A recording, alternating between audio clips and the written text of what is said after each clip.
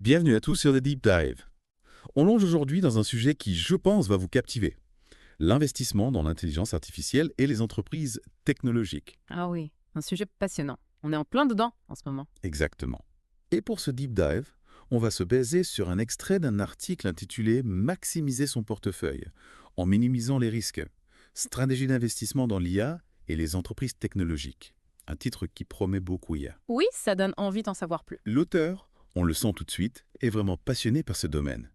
Il veut partager sa vision et surtout une approche assez unique pour investir dans l'IA. Une approche basée sur les données. D'accord, donc pas de spéculation hasardeuse, on se base sur du concret. Absolument. D'ailleurs, l'auteur commence par un constat assez frappant. Lequel là? Il dit qu'on vit une période de changements profonds, économiques et gouvernementaux. Un vrai bouleversement. Oui, c'est vrai, on le voit partout. Exactement. Et c'est justement ce contexte, selon lui, qui crée des opportunités exceptionnelles pour les investisseurs. Celles et ceux qui savent décrypter les tendances, qui voient où le monde va. C'est intéressant comme point de départ. On a souvent tendance à se focaliser uniquement sur les chiffres, les performances des entreprises, mais on oublie parfois le contexte global. Oui, et l'auteur nous invite vraiment à prendre du recul. Il nous demande même à ressentez-vous ces changements dans votre propre vie? Bonne question. Je pense qu'il est difficile de ne pas les ressentir. Avec l'omniprésence de l'IA, la transformation des entreprises, les nouvelles technologies qui émergent chaque jour. Exactement. On y implante dedans, que ce soit dans notre façon de travailler, de communiquer, de consommer. Et tout ça, ça a forcément un impact sur les marchés financiers. Absolument. Et c'est là que la stratégie de l'auteur entre en jeu. Il l'appelle la stratégie basée sur les fondamentaux. Ça veut dire quoi, concrètement?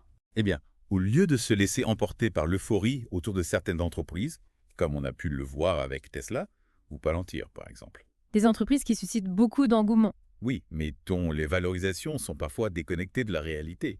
Je comprends. L'auteur prône donc une approche plus rationnelle. Exactement. Il a analysé 61 actions en se basant sur des critères financiers concrets. Il privilégie les chiffres aux émotions. Intéressant. Quel type de critères regarde-t-il? Il se concentre sur les bilans des entreprises, leurs résultats, leurs projections de croissance, des indicateurs tangibles qui permettent d'évaluer le potentiel réel d'une entreprise. C'est une approche plutôt prudente, mais qui semble efficace. Oui, et pour illustrer sa démarche, il utilise une analogie assez amusante. Ah bon? Ouais. Laquelle Bejira? Il demande, si cette entreprise était à côté de chez moi, à Birmingham par exemple, est-ce que j'investirais après avoir rencontré le PDG et examiné ses comptes? Ah oui, j'aime bien cette image-là. Ça permet de ramener les choses à une échelle plus humaine. Exactement. On imagine mieux les risques et les opportunités. Et du coup, avec cette méthode, il a trouvé des entreprises prometteuses. Oh oui, et pas qu'un peu. Il a identifié 7 actions avec un potentiel de croissance de plus de 200% d'ici 2028. Waouh, c'est énorme. Et quelles sont ces entreprises miraculeuses? Je ne peux pas tout dévoiler ici, mais il a des noms bien connus, comme Google, Apple, Amazon. Des géants de la technologie qui sont déjà très impliqués dans l'IA. Ça me rassure un peu. On n'est pas dans la spéculation pure et dure. Non, l'auteur ne se focalise pas uniquement sur les petites entreprises à forte croissance. Il intègre aussi des valeurs sûres. Et à côté de ces géants, il y a aussi des entreprises plus petites avec un potentiel de croissance important. Oui, absolument. Il a identifié 9 actions avec un potentiel de plus de 100% et 9 autres qui offrent un rendement de plus de 50% avec un risque minimal. C'est vraiment impressionnant. Mais comment fait-il pour évaluer le risque? Il utilise notamment le fameux ratio court-bénéfice, le PE. Ah oui, le PE. C'est un indicateur clé pour les investisseurs. Exactement. Pour faire simple, le PE permet de comparer le prix d'une action avec les bénéfices de l'entreprise. Un PE élevé peut indiquer que le marché attend beaucoup de la croissance future de l'entreprise. Et donc, plus le PE est élevé, plus le risque est important. C'est une simplification, mais on peut le dire comme ça. L'auteur prend l'exemple de Palantir qui a un PE de 190. C'est énorme.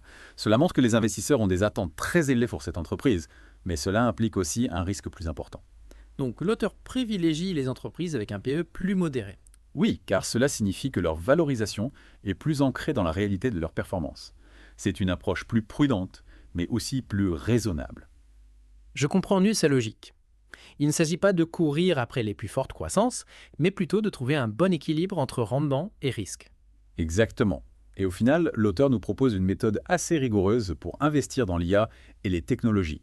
Analyse des fondamentaux, prise en compte du contexte économique, utilisation du PE comme indicateur. Oui, c'est une approche intéressante. Il ne s'agit pas de suivre aveuglément ses recommandations, mais plutôt de s'inspirer de sa démarche pour construire son propre portefeuille. Tout à fait.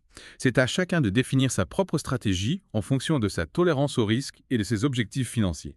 Et surtout, il faut continuer à se renseigner, à analyser les entreprises, à suivre les tendances. Le monde de l'IA et des technologies évolue très vite. Absolument.